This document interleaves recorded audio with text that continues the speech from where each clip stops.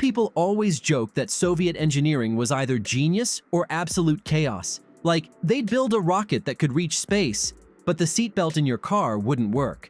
Well, somewhere between that madness and brilliance, the Soviets pulled off something wild. They built fighter jets that, for a while, made America genuinely sweat. The Cold War wasn't just a race for nukes and flags on the moon, it was a race for the sky. Every time one side thought they had the upper hand, the other would roll out something that looked like it came straight from the future. And the craziest part? The Soviets, with their limited resources, crumbling economy, and an obsession with secrecy, somehow kept pulling off design miracles that looked 50 years ahead of their time. Let's rewind a bit. It's the 1950s. Jet engines are still new, radar systems are bulky, and everyone's trying to figure out how to make metal birds break the sound barrier without falling apart. America had the F-100 Super Sabre and the shiny new Century series fighters, while the Soviets had the MiG-15 and MiG-17, scrappy, agile little devils that were tearing through American bombers over Korea. The message was clear: the US might have had Hollywood, but the Soviets had engineers who didn't sleep.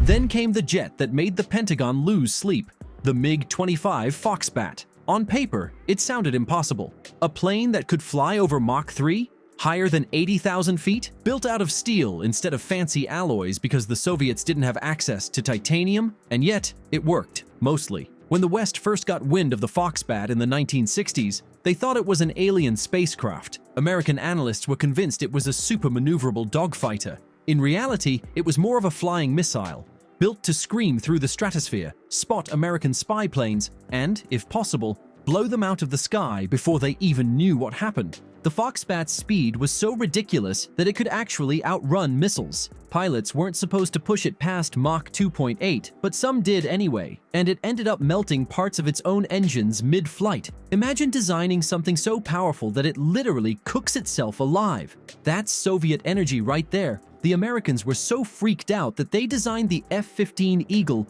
almost entirely as a response. They thought, we need something that can take that monster down. Turns out, the Foxbat wasn't the super agile machine they feared, but it didn't matter. The psychological effect was enough. The US had been spooked into a new era of fighter design. And that was the thing about Soviet jets. Even when they weren't perfect, they were intimidating. They looked sharp, mean, and unapologetically dangerous. There was no sleek, elegant Top Gun vibe to them. They were built like they were meant to win a fistfight in the air. The Soviets didn't care about comfort or aesthetics. They cared about what would scare the enemy most. But the MiG-25 wasn't a one-off miracle. The next generation was even more outrageous. Enter the Sukhoi Su-27, a jet so beautiful and deadly, it made American pilots both admire and curse it. The Su-27 could turn like nothing else in the sky.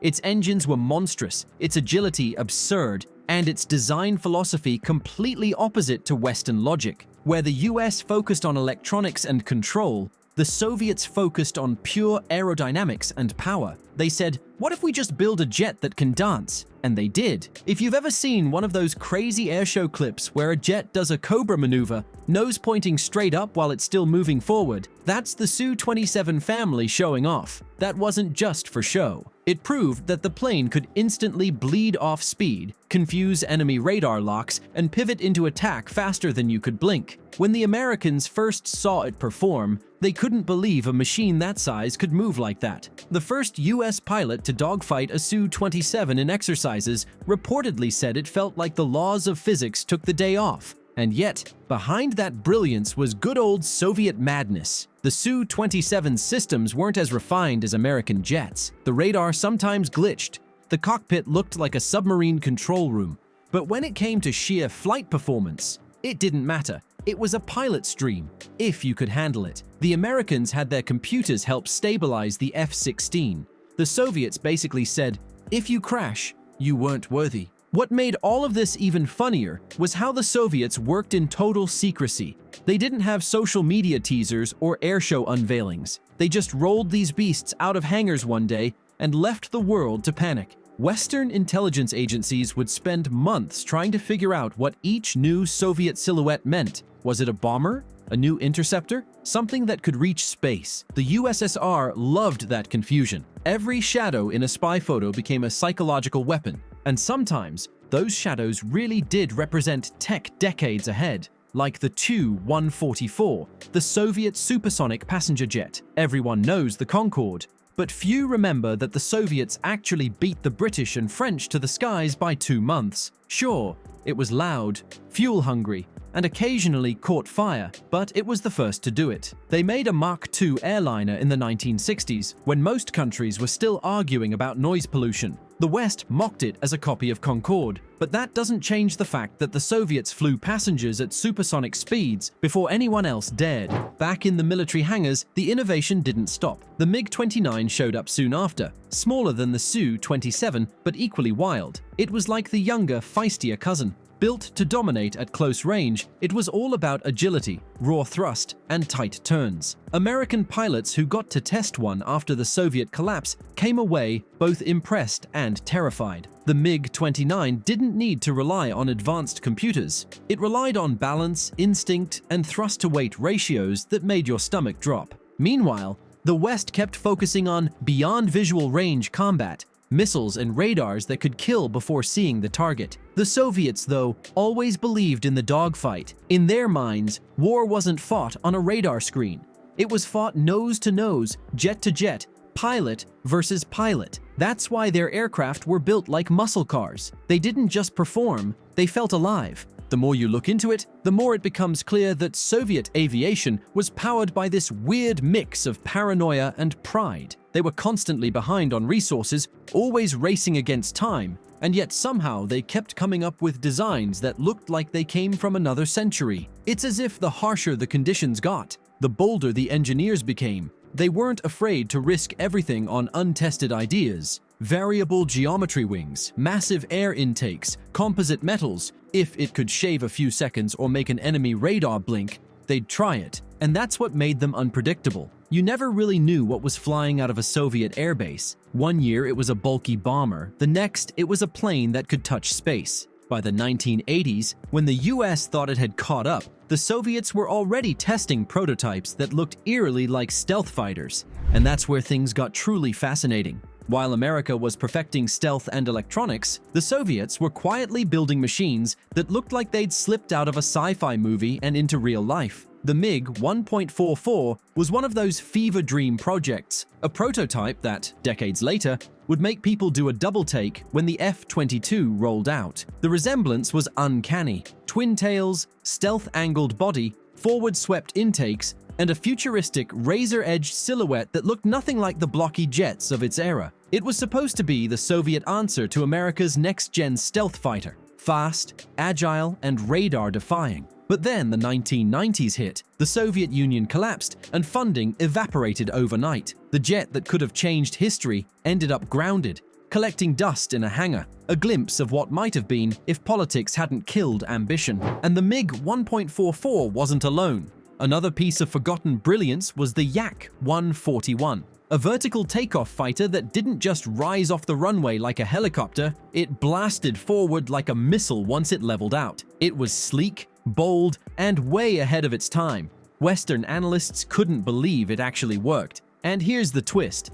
Decades later, when the US was developing the F-35B, they found themselves revisiting Soviet blueprints. American engineers studied Yak-141 technology after the USSR's collapse, borrowing ideas that had been quietly pioneered in Moscow's labs. So the next time you see an F-35 hovering like magic, remember, a Soviet jet did it first, long before it was cool. That's the thing about Soviet innovation. It didn't always make headlines, but it kept echoing through time. Those designs weren't just futuristic, they were prophetic. They showed what flight could become, long before the rest of the world caught up. The Soviets built for extremes. Every design felt like a dare to the laws of physics. The Su-57, which grew from the old PAKFA project, is the spiritual descendant of that mindset. Stealthy, powerful, unpredictable. Even when they couldn't match America's software or sensors, they compensated with pure mechanical audacity. Soviet pilots were legends for a reason. They pushed their machines past limits, sometimes melting parts mid-flight just to prove they could. Take Viktor Belenko's defection in 1976 with his MiG-25. When the Americans examined the plane,